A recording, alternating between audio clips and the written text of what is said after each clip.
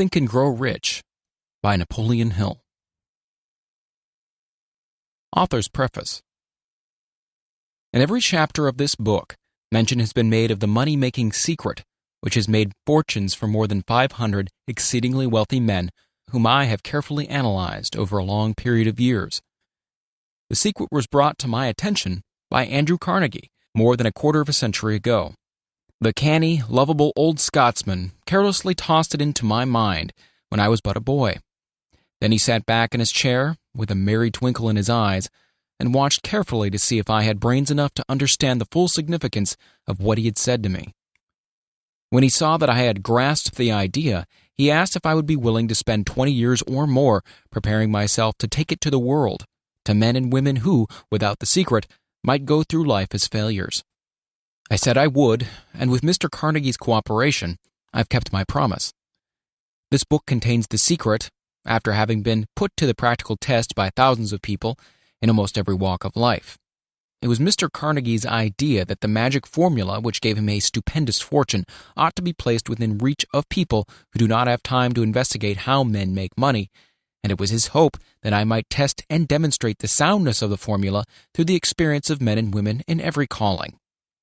He believed the formula should be taught in all public schools and colleges, and expressed the opinion that if it were properly taught, it would so revolutionize the entire educational system that the time spent in school would be reduced to less than half.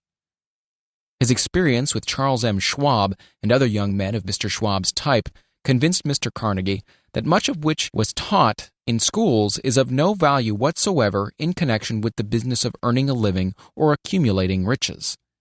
He had arrived at this decision because he had taken into his business one young man after another, many of them with but little schooling, and by coaching them in the use of this formula, developed in them rare leadership.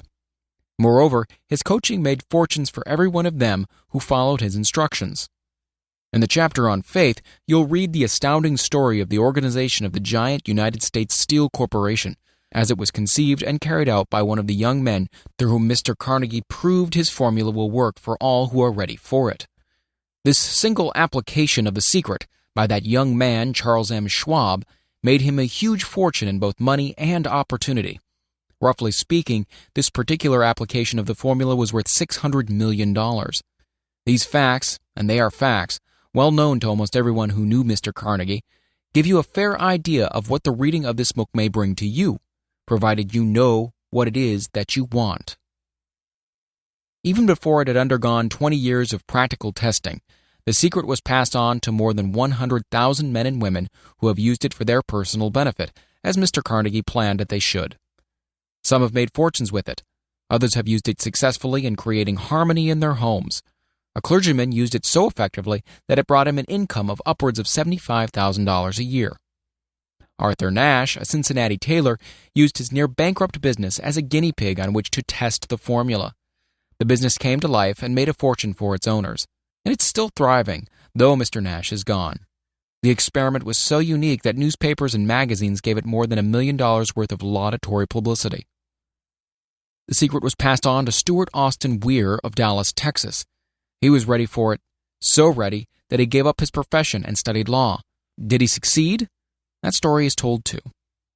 I gave the secret to Jennings Randolph the day he graduated from college, and he has used it so successfully that he is now serving his third term as a member of Congress with an excellent opportunity to keep on using it until it carries him to the White House. While serving as an advertising manager of the LaSalle Extension University, when it was little more than a name, I had the privilege of seeing J.G. Chaplin, president of the university, used the formula so effectively that he has since made the LaSalle one of the great extension schools of the country. The secret to which I refer has been mentioned no fewer than 100 times throughout this book. It has not been named directly, for it seems to work more successfully when it is merely uncovered and left in sight, where those who are ready and searching for it may pick it up. This is why Mr. Carnegie tossed it to me so quietly, without giving me its specific name. If you are ready to put it to use, you will recognize this secret at least once in every chapter. I wish I might feel privileged to tell you how you will know if you are ready, but that would deprive you of much of the benefit you will receive when you make the discovery in your own way. While this book was being written, my own son, who was then finishing the last year of his college work, picked up the manuscript of Chapter 2, read it, and discovered the secret himself. He used the information so effectively that he went directly into a responsible position at the beginning salary greater than the average man ever earns. His story has been briefly described in Chapter 2. When you read it, perhaps you'll dismiss any feeling you may have had at the beginning of the book that it promised too much. And, too, if you have ever been discouraged, if you have had difficulties to surmount which took the very soul out of you, if you have tried and failed, if you were ever handicapped by illness or physical affliction, this story of my son's discovery and the use of the Carnegie formula may prove to be the oasis in the desert of lost hope for which you have been searching. This secret has extensively been used by President Woodrow Wilson during the World War. It is passed on to every soldier who fought in the war, carefully wrapped in the training received before going to the front. President Wilson told me it was a strong factor in raising the funds needed for the war. More than 20 years ago, Honorable Manuel L. Quezon, then resident commissioner of the Philippine Islands, was inspired by the secret to gain freedom for his people. He has gained freedom for the Philippines and is the first president of the Free State. A peculiar thing about the secret is that those who once acquire it and use it find themselves literally swept on to success with but little effort, and they never again submit to failure. If you doubt this, study the names of those who have used it, wherever they've been mentioned. Check their records for yourself and be convinced. There is no such thing as something for nothing. The secret to which I refer can be had without a price, although the price is far less than its value. It cannot be had at any price by those who are not intentionally searching for it. It cannot be given away. It cannot be purchased for money, for the reason that it comes in two parts. One part is already in possession of those who already are ready for it. The secret serves equally well all who are ready for it. Education has nothing to do with it. Long before I was born, the secret had found its way into the possession of Thomas Edison, and he used it so intelligently that he became the world's leading inventor, although he had but 3 months of schooling. The secret was passed on to a business associate of Mr. Edison. He used it so effectively that, although he was then making only $12,000 a year, he accumulated a great fortune, and retired from active business while still a young man. You'll find his story at the beginning of the first chapter. It should convince you that riches are not beyond your reach, that you can still be what you wish to be, that money, fame, recognition, and happiness can be had by all who are ready and determined to have these blessings. How do I know these things? You should have the answer before you finish this book. You may find it in the very first chapter or on the last page. While I was performing the 20-year task of research which I had undertaken at Mr. Carnegie's request, I analyzed hundreds of well-known men, many of whom admitted that they have accumulated their vast fortunes through the aid of the Carnegie secret. Among these men were Henry Ford, William Wrigley Jr., John Wanamaker, James J. Hill, George S. Parker, E. M. Statler, Henry L. Doherty, Cyrus H. K. Curtis, George Eastman, Theodore Roosevelt, John W. Davis, Albert Hubbard, Wilbur Wright, William Jennings Bryan, J. Ogden Armour, Charles M. Schwab, Harris F. Williams, John D. Rockefeller, Thomas Edison, F. W. Woolworth, Woodrow Wilson, W. M. Howard Taft, Dr. Alexander Graham Bell, Arthur Nash, Clarence Darrow. These names represent but a small fraction of the hundreds of well-known Americans whose achievements, financially and otherwise, prove that those who understand and apply the Carnegie secret reach high stations in life. I have never known anyone who was inspired to use the secret who did not achieve noteworthy success in his chosen calling. I have never known any person to distinguish himself or to accumulate riches of any consequence without possession of the secret.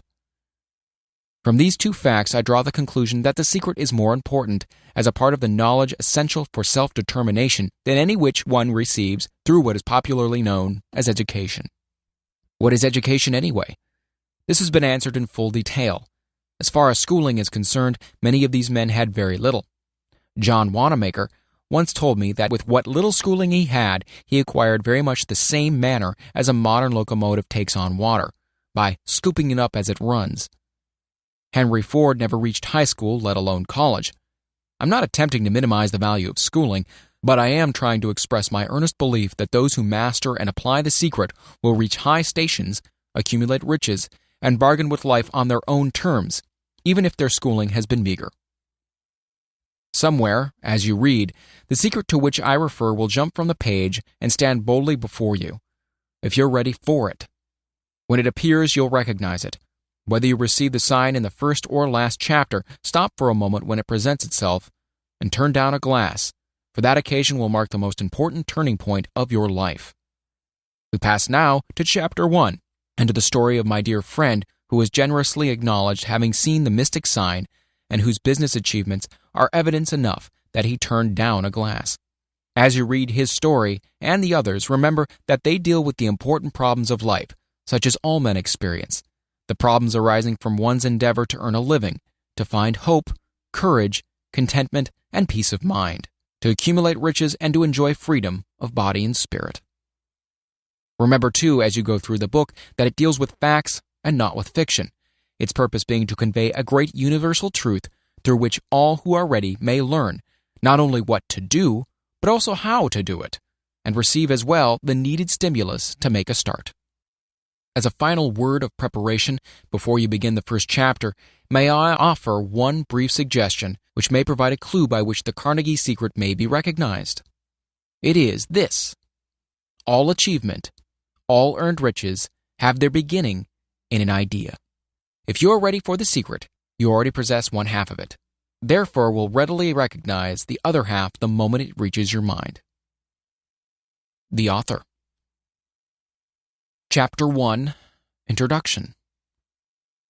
The man who thought his way into partnership with Thomas A. Edison.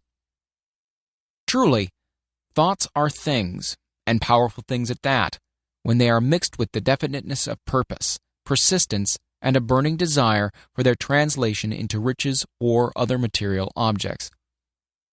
A little more than 30 years ago, Edwin C. Barnes discovered how true it is that men really do think and grow rich. His discovery did not come out at one sitting, it came little by little, beginning with a burning desire to become a business associate of the great Edison. One of the great characteristics of Barnes's desire was that it was definite. He wanted to work with Edison, not for him. Observe carefully the description how he went about translating this desire into reality, and you'll have a better understanding of the 13 principles which lead to riches. When this desire, or impulse of thought, first flashed into his mind, he was in no position to act upon it. Two difficulties stood in his way. He didn't know Mr. Edison, and he did not have enough money to pay his railroad fare to Orange, New Jersey. These difficulties were sufficient to have discouraged the majority of men from making any attempt to carry out the desire. But this was no ordinary desire. He was so determined to find a way to carry out his desire that he finally decided to travel by blind baggage rather than to be defeated. To the uninitiated, this means he went to East Orange on a freight train. He presented himself at Mr. Edison's laboratory and announced he had come to go into business with the inventor. In speaking of the first meeting between Barnes and Edison years later, Mr. Edison said, "He stood there before me, looking like an ordinary tramp, but there was something in the expression of his face which conveyed the impression that he was determined to get what he had come after. I had learned from years of experience with men that when a man really desires a thing so deeply that he's willing to stake his entire future on a single turn of the wheel in order to get it, he's sure to win.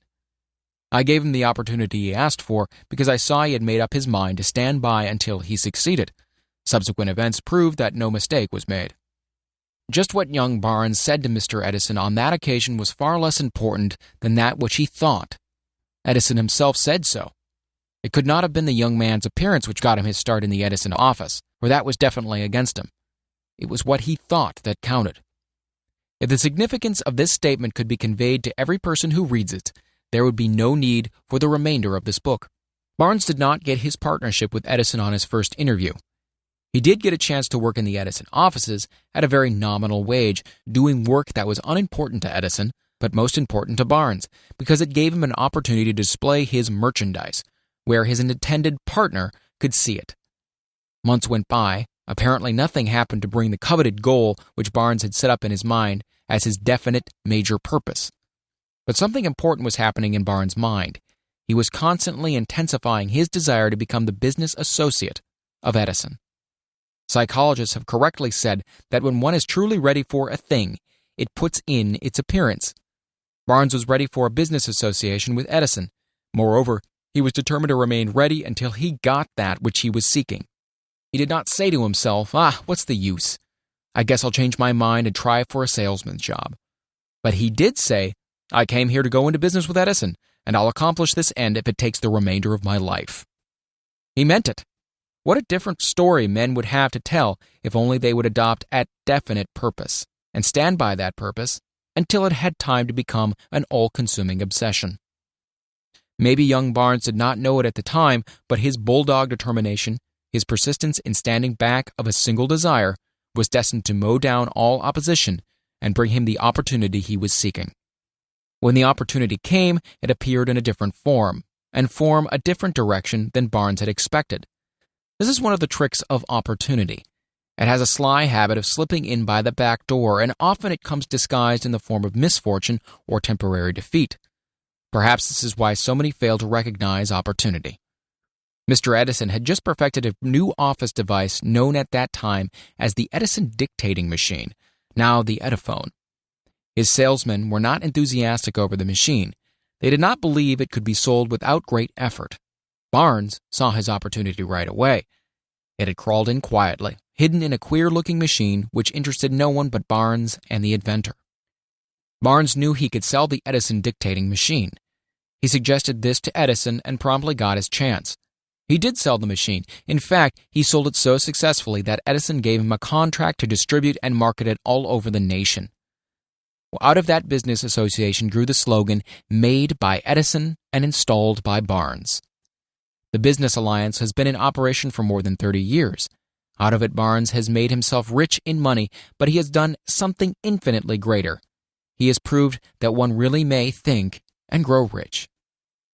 How much actual cash and original desire of Barnes has been worth to him, I have no way of knowing.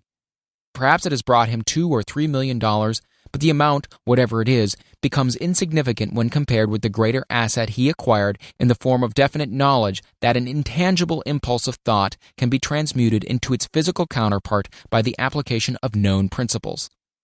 Barnes literally thought himself into a partnership with the great Edison. He thought himself into a fortune.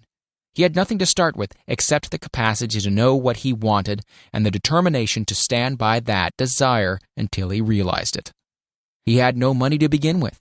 He had but little education. He had no influence.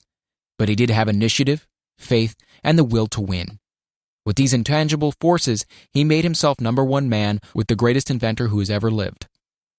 Now, let us look at a different situation and study a man who had plenty of tangible evidence of riches, but lost it because he stopped 3 feet short of the goal he was seeking. 3 feet from gold. One of the most common causes of failure is the habit of quitting when one is overtaken by temporary defeat. Every person is guilty of this mistake at one time or another. An uncle of R.U. Darby was caught by the gold fever in the gold rush days and went west to dig and grow rich. He had never heard that more gold had been mined from the brains of men than has ever been taken from earth. He staked a claim and went to work with pick and shovel. The going was hard, but his lust for gold was definite. After weeks of labor, he was rewarded by the discovery of the shining ore. He needed machinery to bring that ore to the surface. Quietly, he covered up the mine, retraced his footsteps to his home in Williamsburg, Maryland, told his relatives and a few neighbors of the strike, and they got together money for the needed machinery to have it shipped. The uncle and Darby went back to work the mine. The first car of ore was mined and shipped to a smelter. The returns proved they had one of the richest mines in Colorado. A few more cars of that ore would clear the debts. Then would come the big killing in profits. Down went the drills. Up went the hopes of Darby and Uncle. Then something happened. The vein of gold ore disappeared. They had come to the end of the rainbow, and the pot of gold was no longer there. They drilled on, desperately trying to pick up the vein again, all to no avail. Finally, they decided to quit. They sold the machinery to a junk man for a few $100s and took the train back home. Some junk men are dumb, but not this one.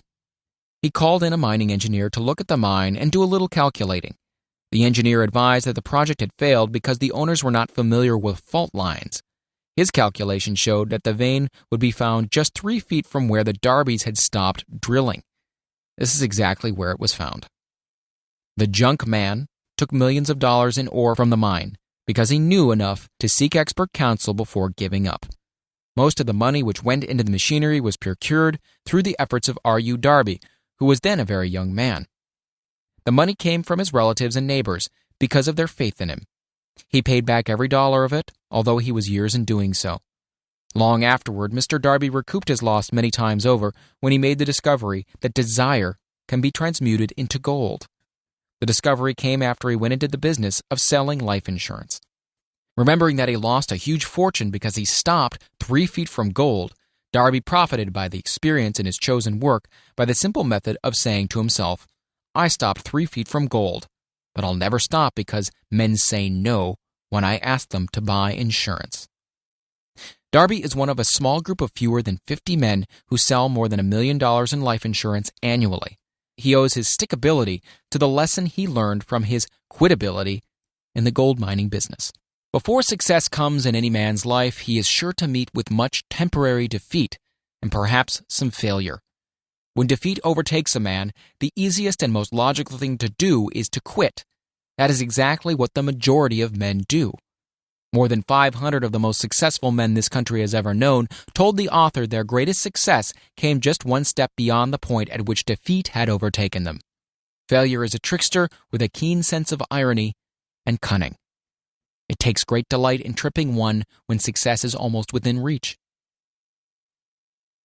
A 50-cent lesson in persistence. Shortly after Mr. Darby received his degree from the University of Hard Knocks and had decided to profit by his experience in the gold mining business, he had the good fortune to be present on an occasion that proved to him that no does not necessarily mean no. One afternoon, he was helping his uncle grind wheat in an old-fashioned mill. The uncle operated a large farm on which a number of colored sharecrop farmers lived. Quietly, the door was opened, and a small colored child, the daughter of a tenant, walked in and took her place near the door. The uncle looked up, saw the child, and barked at her roughly. "What do you want?" Meekly the child replied, "My mammy said send her 50 cents. "I'll not do it," the uncle retorted. "Now you run on home." "Yes, sir," the child replied. But she did not move. The uncle went ahead with his work, so busily engaged that he did not pay enough attention to the child to observe that she did not leave. When he looked up and saw her still standing there, he yelled at her, "I told you to go home. Now go, or I'll take a switch to you." The little girl said, "Yes, sir," but she did not budge an inch. The uncle dropped a sack of grain he was about to pour into the mill hopper, picked up a barrel staff, and started toward the child with an expression on his face that indicated trouble. Darby held his breath. He was certain he was about to witness a murder. He knew his uncle had a fierce temper. He knew that colored children were not supposed to defy white people in that part of the country. When the uncle reached the spot where the child was standing, she quickly stepped forward one step, looked into his eyes, and screamed at the top of her shrill voice, "My mammy's gotta have that 50 cents. The uncle stopped, looked at her for a minute, then slowly laid the barrel staff down on the floor, put his hand in his pocket, took out $50 and gave it to her. The child took the money and slowly backed towards the door, never taking her eyes off the man whom she had just conquered. After she had gone, the uncle sat down on a box and looked out the window into space for more than 10 minutes. He was pondering with awe over the whipping he had just taken. Mr. Darby, too, was doing some thinking. That was the first time in his experience that he had seen a colored child deliberately master an adult white person. How did she do it? What happened to his uncle that caused him to lose his fierceness and become as docile as a lamb? What strange power did this child use that made her master over her superior? These and other similar questions flashed into Darby's mind, but he did not find the answer until years later when he told me the story. Strangely, the story of this unusual experience was told to the author in the old mill on the very spot where the uncle took his whipping. Strangely, too, I had devoted nearly a quarter of a century to the study of the power which enabled an ignorant, illiterate colored child to conquer an intelligent man. As we stood there in that musty old mill, Mr. Darby repeated the story of the unusual conquest and finished by asking, "What can you make of it? What strange power did that child use that so completely whipped my uncle?" The answer to this question will be found in the principles described in this book. The answer is full and complete.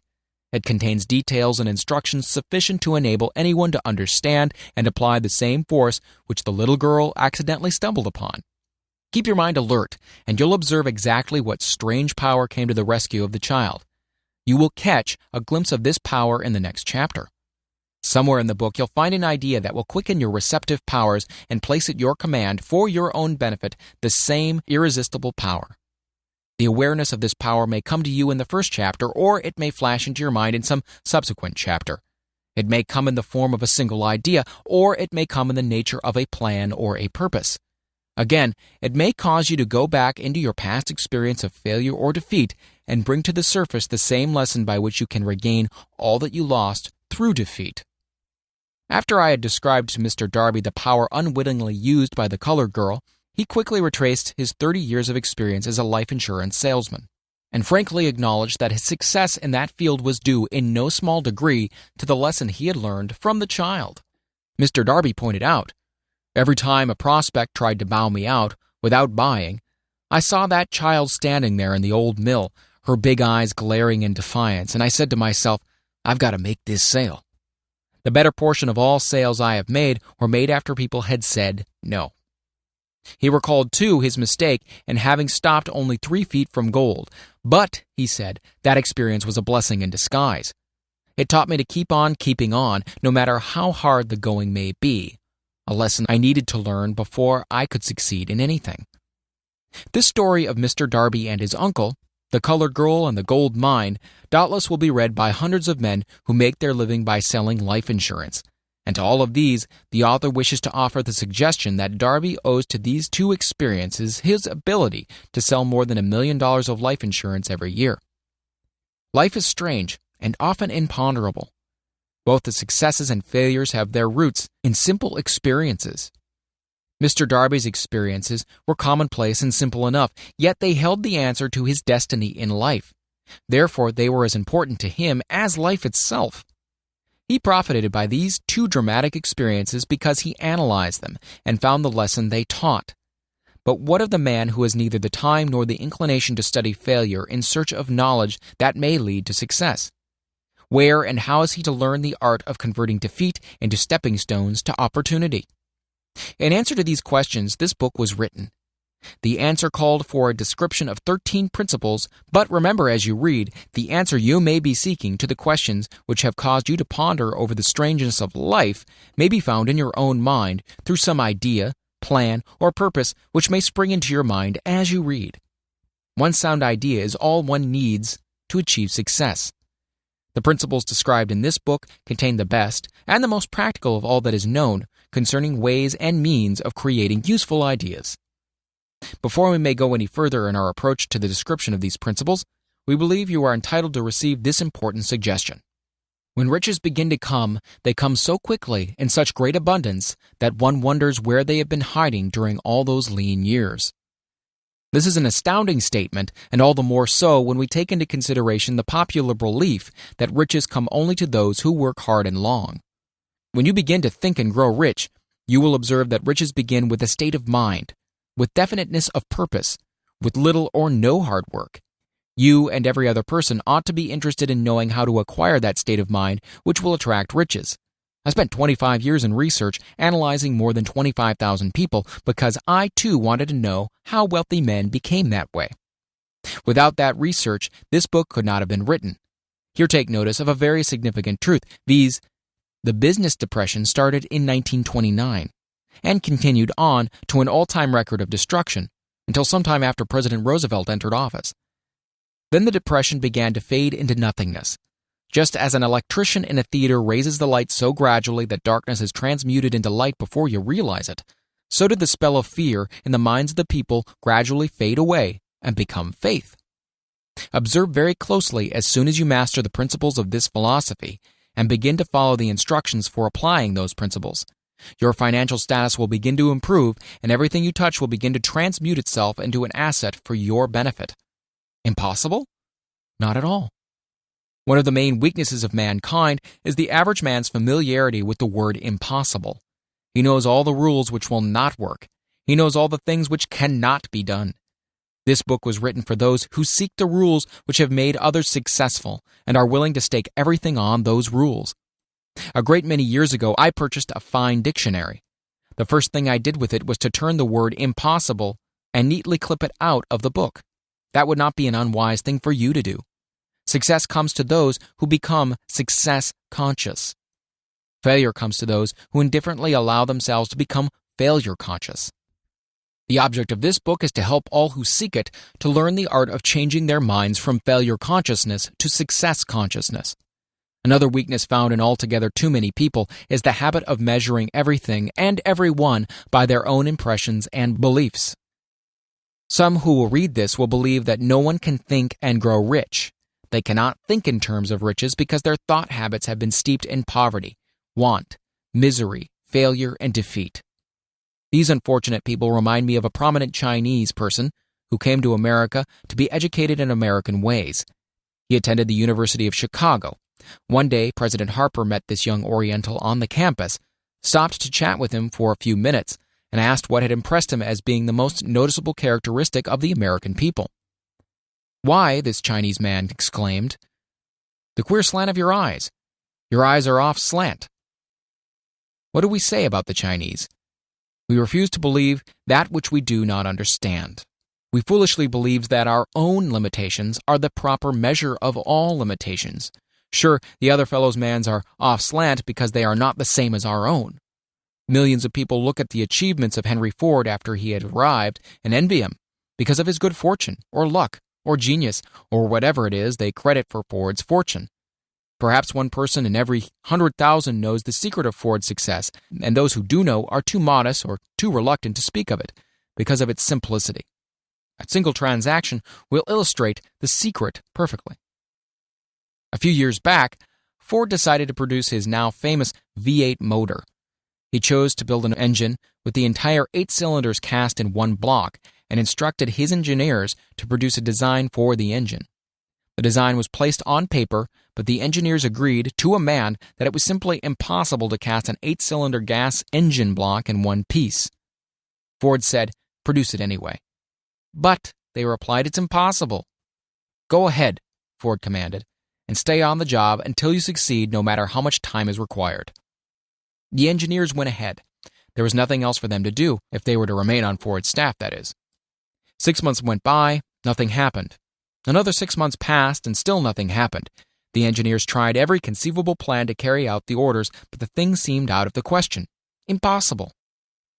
At the end of the year, Ford checked with his engineers, and again they informed him that they had found no way to carry out his orders. "Go right ahead," said Ford. "I want it, and I'll have it." They went ahead, and then, as if by a stroke of magic, the secret was discovered. The Ford determination had won once more. This story may not be described with minute accuracy, but the sum and substance of it is correct. You who wish to think and grow rich, the secret of the Ford millions, if you can. You will not have to look very far. Henry Ford is a success because he understands and applies the principles of success. One of these is desire, knowing what one wants. Remember this Ford story as you read and pick out the lines in which the secret of this stupendous achievement have been described. If you can do this, if you can lay your finger on the particular group of principles which made Ford rich, you can equal his achievements in almost any calling for which you're suited.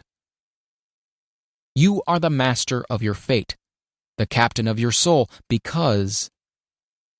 When Henry wrote the prophetic lines, "I am the master of my fate, I am the captain of my soul," he should have informed us that we are the masters of our fate, the captains of our souls, because we have the power to control our thoughts. He should have told us that the ether in which these little earths float, in which we move and have our being, is a form of energy moving at an inconceivably high rate of vibration, and that the ether is filled with a form of universal power which adapts itself to the nature of the thoughts we hold in our minds, and influences us in natural ways to transmute our thoughts into their physical equivalent. If the poet had told us of this great truth, we would know why it is that we are the masters of our fate, the captains of our souls. He should have told us with great emphasis that this power makes no attempt to discriminate between destructive thoughts and constructive thoughts, that it will urge us to translate into physical reality thoughts of poverty just as quickly as it will influence us to act upon thoughts of riches. He should have told us, too, that our brains become magnetized with the dominating thoughts which we hold in our minds, and by means with which no man is familiar, these magnets attract to us the forces, the people, the circumstances of life which harmonize with the nature of our dominating thoughts. He should have told us that before we can accumulate riches in great abundance, we must magnetize our minds with intense desire for riches, that we must become money conscious until the desire for money drives us to create definite plans for acquiring it. But, being a poet and not a philosopher, Henley contented himself by stating a great truth in poetic form, leaving those who followed him to interpret the philosophical meaning of his lines. Little by little, the truth has unfolded itself until it now appears certain that the principles described in this book hold the secret of mastery over our economic fate. We are now ready to examine the first of these principles. Maintain a spirit of open-mindedness, and remember as you read, they are the invention of no one man. The principles were gathered from the life experiences of more than 500 men who were actually accumulating riches in huge amounts, men who began in poverty and with but little education or influence. The principles worked for these men. You can put them to work for your own enduring benefit. You'll find it easy, not hard to do. Before you read the next chapter, I want you to know that it conveys factual information which might easily change your entire financial destiny, as it has so definitely brought changes of stupendous proportions to two people described. I want you to know also that the relationship between these men and myself is such that I could have taken no liberties with the facts, even if I had wished to do so. One of them has been my closest personal friend for almost 25 years, and the other is my own son. The unusual success of these two men, success which they generously accredit to the principle described in the next chapter, more than justifies this personal reference as a mean of emphasizing the far-flung power of this principle. Almost 15 years ago, I delivered the commencement address at Salem College in Salem, West Virginia. I emphasized the principle described in the next chapter with so much intensity that one of the members of the graduating class definitely appropriated it and made it a part of his own philosophy. The young man is now a member of Congress and an important factor in the present administration. Just before this book went to the publisher, he wrote me a letter in which he so clearly stated his opinion of the principle outlined in the next chapter that I have chosen to publish this letter as an introduction to that chapter. It gives you an idea of the rewards to come. My dear Napoleon, my service as a member of Congress having given me an insight into the problems of men and women, I am writing to offer a suggestion which may become helpful to thousands of worthy people. With apologies, I must state that the suggestion, if acted upon, will mean several years of labor and responsibility for you, but I am enheartened to make this suggestion because I know your great love for rendering useful service. In 1922, you delivered the commencement address at Salem College when I was a member of the graduating class. In that address, you planted in my mind an idea which has become responsible for the opportunity I now have to serve the people of my state, and will be responsible in a very large measure for whatever success I may have in the future. The suggestion I have in mind is that you put into a book the sum and substance of the address you delivered at Salem College, and in that way give the people of America an opportunity to profit by your many years of experience and association with the men who, by their greatness, have made America the richest nation on earth. I recall, as though it were yesterday, the marvelous description you gave of the method by which Henry Ford, with but little schooling, without a dollar, with no influential friends, rose to great heights. I made up my mind then, even before you had finished your speech, that I would make a place for myself no matter how many difficulties I had to surmount. Thousands of young people will finish their schooling this year and within the next few years. Every one of them will be seeking just such a message of practical encouragement as the one I received from you. They will want to know where to turn, what to do to get started in life. You can tell them because you have helped to solve the problems of so many people. If there is any possible way that you can afford to render so great a service, may I offer the suggestion that you include with every book one of your personal analysis charts, in order that the purchaser of the book may have the benefit of a complete self-inventory, indicating, as you indicated to me years ago, exactly what is standing in the way of success. Such a service as this, providing the reader of your book with a complete, unbiased picture of their faults and their virtues, would mean to them the difference between success and failure. The service would be priceless. Millions of people are now facing the problems of staging a comeback because of the Depression. And I speak from personal experience when I say I know these earnest people would welcome the opportunity to tell you their problems and to receive your suggestions for the solution. You know the problems of those who face the necessity of beginning all over again. There are thousands of people in America today who would like to know how they can convert ideas into money. People who must start at scratch, without finances, and recoup their losses. If anyone can help them, you can. If you publish this book, I would like to own the first copy that comes from the press, personally autographed by you. With best wishes, believe me, cordially yours, Jennings Randolph.